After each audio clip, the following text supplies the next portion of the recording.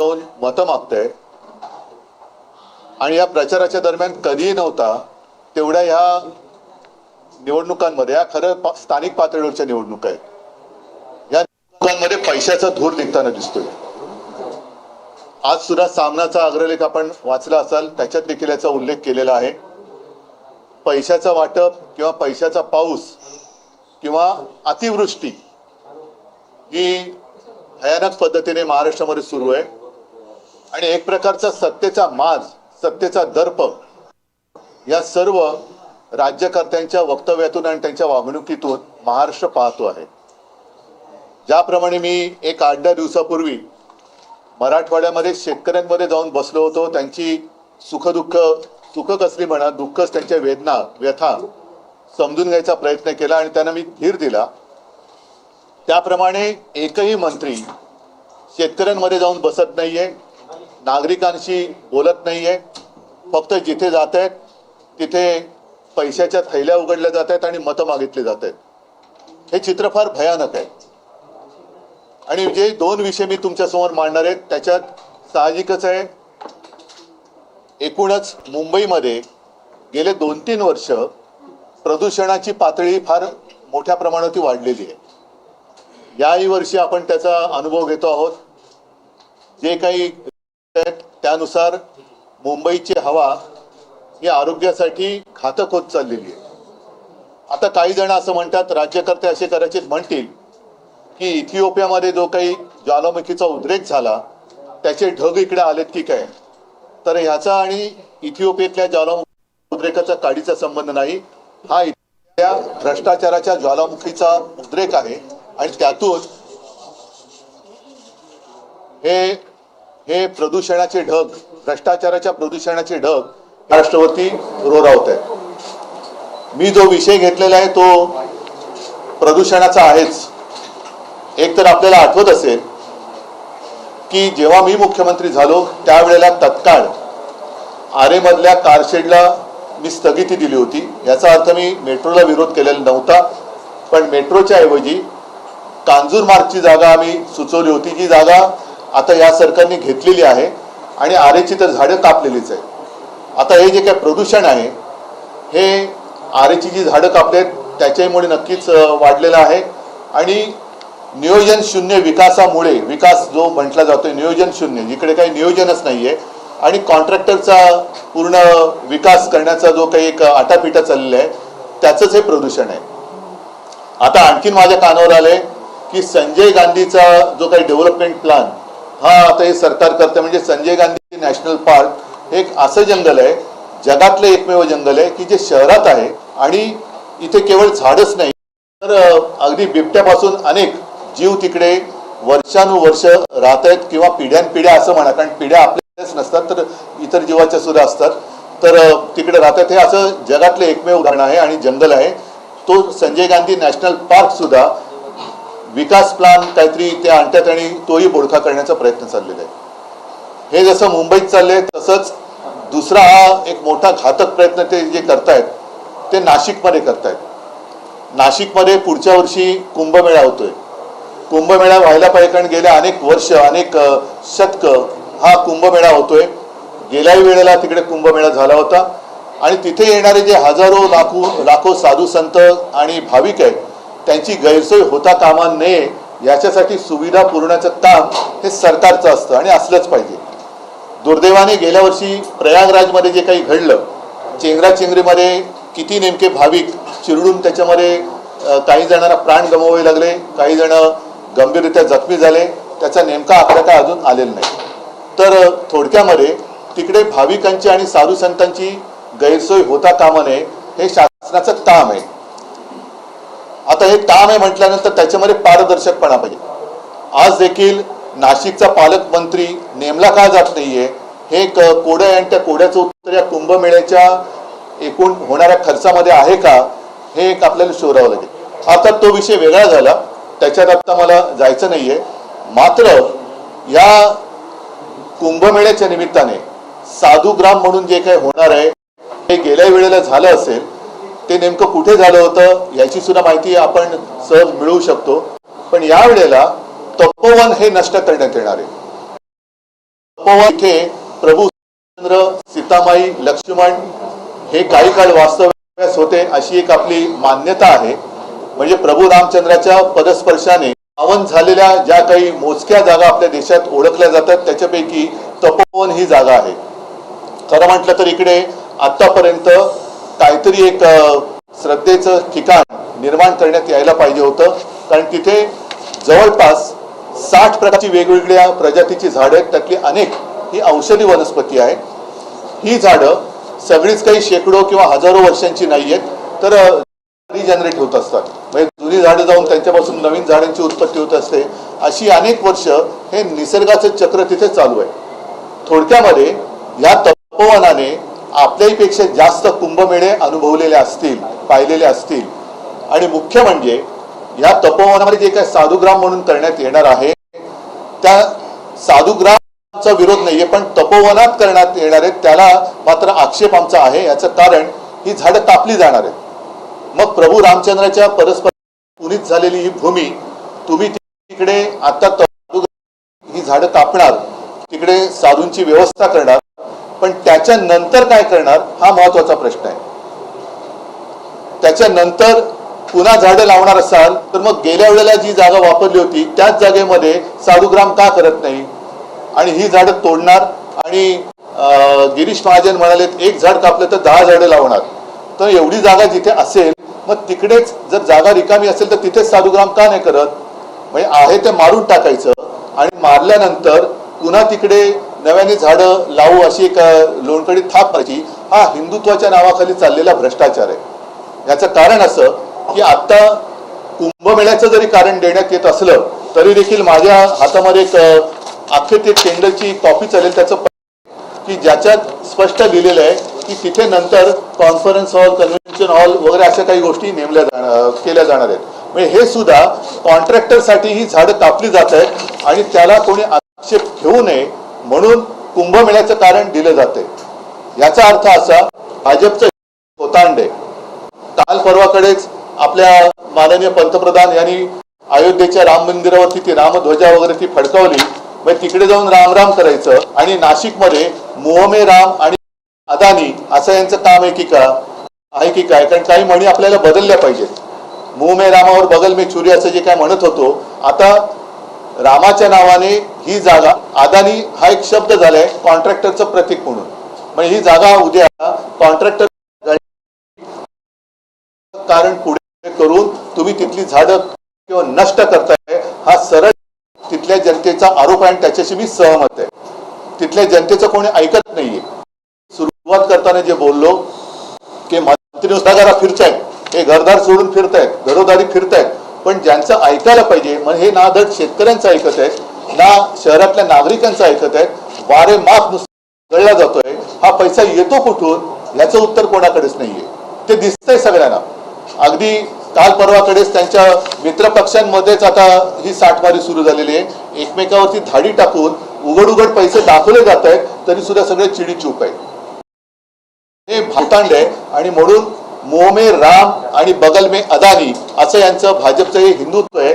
ज्या मुंह में राम आणि बगल में अदानी आम्ही तरी मान्यता, तर हे हाणून पाडलं गेलं पाहिजे.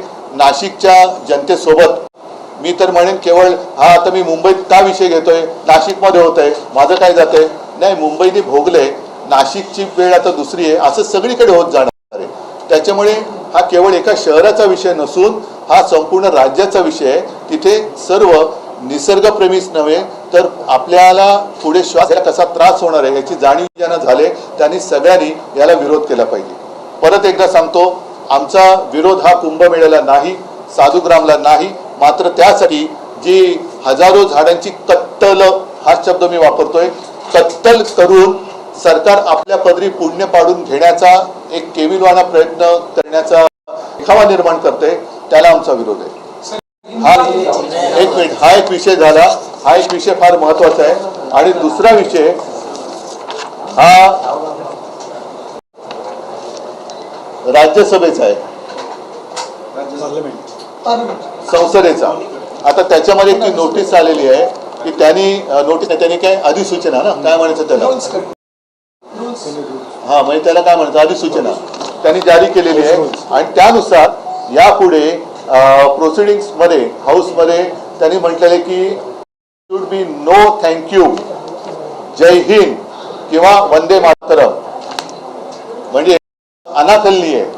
आजपर्यंत आम्ही भाजपच्या जे काही सोबत होतो तो भाजप इस देश में रहना होगा तो वंदे मातरम कहना होगा असं ठणकावून सांगायचं. आता हे वंदे मातरम म्हणायचं नाही, मग हे ज्यांनी केले तो पाकिस्तानमध्ये जाणार का, त्याला पाकिस्तानमध्ये पाठवणार का, हे भाजपच्या किंवा भाजपने हे सांगावं की ह्याच्यामध्ये तुमचं हिंदुत्व किंवा राष्ट्रप्रेम आहे का. यांच्या हिंदुत्वाचा बुरखा फाडलेला आहे आणि दुसऱ्या बाजूला यांच्या राष्ट्रप्रेमाचा बुरखा सुद्धा मी फाडलेला आहे, कारण तो त्यांनी स्वतःहून फाडला, मी नाही फाडला. म्हणजे आपल्या सभागृहात वंदे मातरम म्हणायचं नाही. जे वंदे मातरम आपण राष्ट्रगीत त्याला 150 वर्ष झाली म्हणून आता नुकतंच आमच्या मोदीजींनी मोठं भाषण वगैरे कुठेतरी दिलं, त्या वंदे मातरमला म्हणजे ही काय मॅकलेची अवलाद ही भाजपमध्ये कुठून आली. वंदे मातरमला विरोध करणारी मॅकलेची अवलाद ही मोदींना विचारलं पाहिजे की अवलाद तुमच्यामध्येच आहे की जी वंदे मातरमला विरोध करते. आमचे खासदार आहेत ते आमच्या लोकसभेच्या आणि राज्यसभेत तर आमच्यात 2 आहेत, एक संजय राऊत आहेत आणि प्रियांका चतुर्वेदी आहेत. मी आता 2 खासदार माझ्याकडे सभागृहात ठणठणीतपणाने वंदे मातरम बोलायचं, बघूया कोण आपल्याला बाहेर काढतं. शिवसेनेचे खासदार हे लोकसभेच्या आणि राज्यसभेच्या सभागृहात वंदे मातरम बोलणारच आणि भाजपमध्ये हिंमत असेल तर आमच्या सदस्यांना त्यांनी निलंबित करून दाखवायचं. पण हा खेळ खंडोबा चाललेला आहे. एक भ्रम संभ्रम निर्माण करायचा, मतं मिळवायची आणि मतं मिळवल्यानंतर सगळं मारून टाकायचं. हिंदुत्वाचं सुद्धा नाटक आता तुमचं उघडं पडलंय, राष्ट्रप्रेमाचं नाटक उघडं पडलेलं आहे आणि ह्याची उत्तरं या निवडणुका बाजूला ठेवून भाजपच्या वरिष्ठ नेते इथल्या चेल्या चपाट्यांनी नव्हे, इथल्या चपाट्यांना त्यांना मी खिचगंटी करत नाही, कारण त्यांच्या शीर्ष अध्यक्ष जाऊन कोण ठरत नाहीये. जगातला सर्वात मोठा पक्ष की ज्याला बरेच वर्ष झाली अध्यक्ष बदलताना नामुष्की आलेली आहे, तर त्याचं उत्तर दिलं पाहिजे. दोन्हीचं प्रभू रामचंद्रांच्या परस्पर्शाने पुनीत झालेलं तपोवन तुम्ही कोणासाठी मारतात आणि आपल्या संसदेच्या सभागृहात वंदे मातरम बोलायचं नाही, याचं उत्तर आता भाजपने द्यावं. विषय अत्यंत महत्त्वाचा विषय, तिथे लोक पर्यावरणप्रेमी रस्त्यावरती उतरले,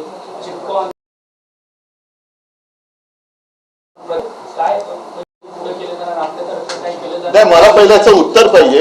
हे उत्तर मी एवढ्यासाठी बोलवलं की हे महाराष्ट्रातल्या कानाकोपऱ्यात कळू द्या की भाजपचा ढोंगीपणा काय आहे. नुसते पैसा आणि मतं मिळवा, पैसा फेको तमाशा देखो, तसं पैसा फेकोवर वोट ले लो, हे जे काय त्यांचं चाललेलं आहे हा तमाशा तर खूप झाला. हे पैसे सुद्धा जनतेच्या खिशातले आहेत, पण ज्या गुरबीमध्ये हे वागतायत आणि वागताना वागतायत ते वागतायत, हिंदुत्व आणि राष्ट्रप्रेमाचं जे काही ढोंग करतायत हे ढोंग किती काय त्याला वेगळी आहे ते या 2 गोष्टीत मी दाखवलेलं आहे. मुंबई महानगरपालिकेच्या प्रदूषणासंदर्भात म्हटलं, न्यायालयानं प्रश्नचिन्ह उपस्थित केल्यानंतर मुंबई महानगरपालिका मी न्यायालयाबद्दल बोलण्यासारखं आता काय आहे का, न्यायालयाबद्दल बोलून काय उपयोग होतोय का, त्याच्यामुळे कृपा करून मला न्यायालय विचारू नका, बोलून काय उपयोग होत नाही.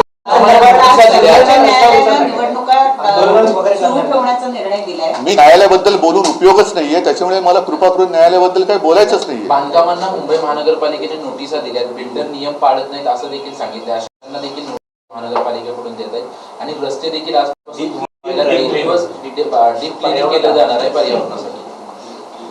पहिलं त्यांचा भ्रष्टाचार स्वच्छ करा. हे वरवरची मध्ये त्या दिल्लीमध्ये फवारे मारत बसले होते, म्हणजे पाणी सुद्धा वेस्ट, पाण्याचा सुद्धा अपव्यय आहेतच त्याच्यात आणि झाडं मारून तुम्ही प्रदूषण करता. म्हणजे हा नियोजन शून्य विकास जो आहे तो पहिला थांबवला पाहिजे.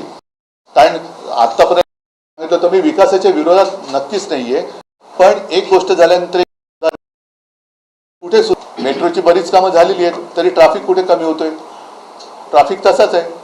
आम्ही जो कोस्टल रोड केला त्याचा फायदा किती होतोय आणि हे जे काही नावाखाली जे करतायत त्याचा फायदा किंवा किती उपयोग होतोय हे लोकांना कळते. सुरू आहे आणि आताच्या सध्याच्या सुरू असलेल्या निवडणुकांमध्ये अनेक ठिकाणी महायुतीमध्येच एकमेकांच्या विरोधात पक्ष लढताना दिसून येतात. कल्याण मतांची बोली लावायची बाकी ठेवली आहे लोकांनी. असंच झालंय की मतांचा तुम्ही लिलाव मांडल्यासारखं झाले की हा एवढे पैसे देतो, हा एवढे पैसे देतो. ही कुठली लोकशाही आहे? मत दुसरीकडे निलेश राणेंनी एक स्टिंग ऑपरेशन केलेलं.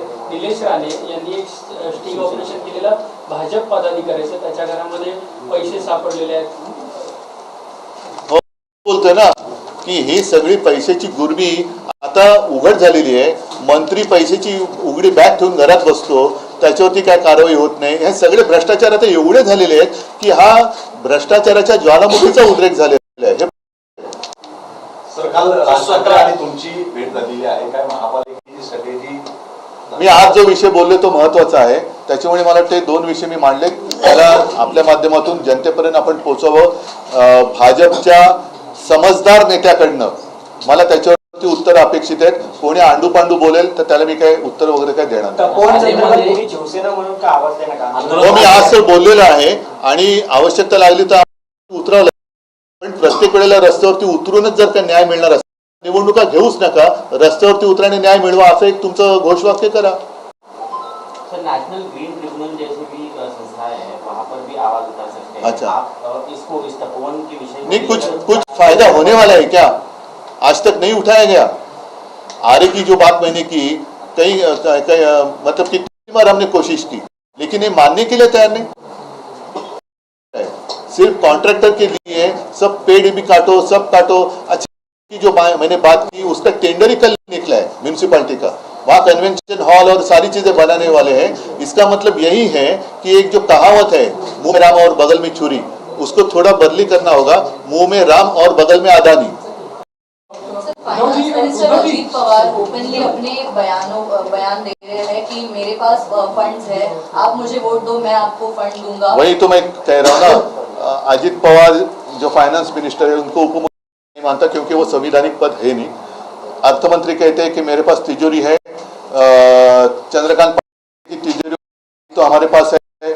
दूसरा दाढ़ी वाला वो तो खुजाते बैठा है दाढ़ी अपनी, तो उसके हाथ में क्या है वही उसको पता नहीं चल रहा है. पैसे की इतनी मस्ती आज तक महाराष्ट्र ने कभी देखी नहीं थी. तो ये सब खेल चल रहा है और लोगों की जो व्यथा है वो समझने के लिए इनके पास समय नहीं है. प्रचार के लिए घूम रहे, हेलीकॉप्टर से घूम रहे, सब घूम रहे, वोट मांगने के लिए घूम रहे, लेकिन जिन्होंने वोट दिया है उनकी कुछ सुख तो है नहीं, दुख ही है. उसके बारे में क्या है? खुद जाकर आया, ये क्यों नहीं जा रहे? जैसे मैं जाकर किसानों में बैठा, इनमें से किसी की हिम्मत क्यों नहीं होती जाकर वहां बैठने की?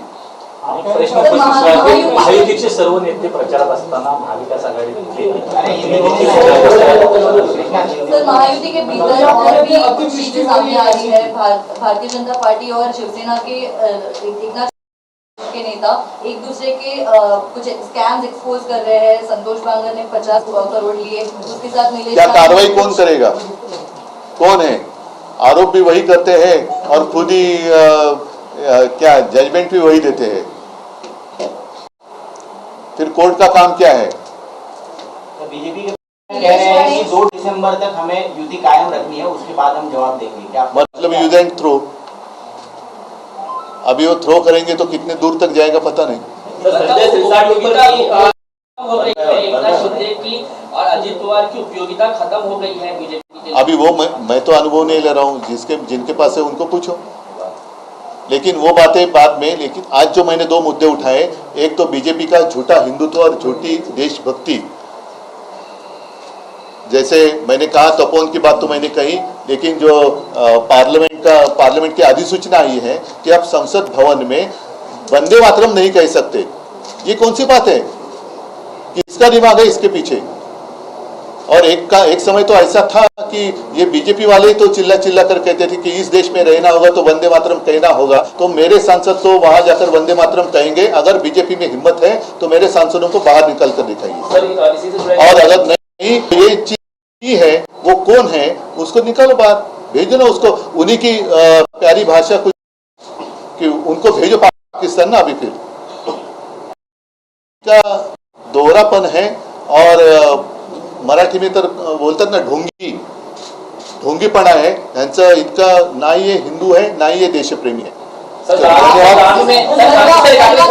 कॉर्पोरेशन में शिवसेना नहीं, और ठीक है. कांग्रेस की चलो बाद में इसके ऊपर करेंगे। ये दो विषय महत्वपूर्ण हैं और फिर से एक बार सब लोगों को मैं धन्यवाद देता हूँ। आपके माध्यम से मैं पूरे राज्य को ये जानकारी देना चाहता हूँ। जय हिंद, जय महाराष्ट्र, वंदे मातरम।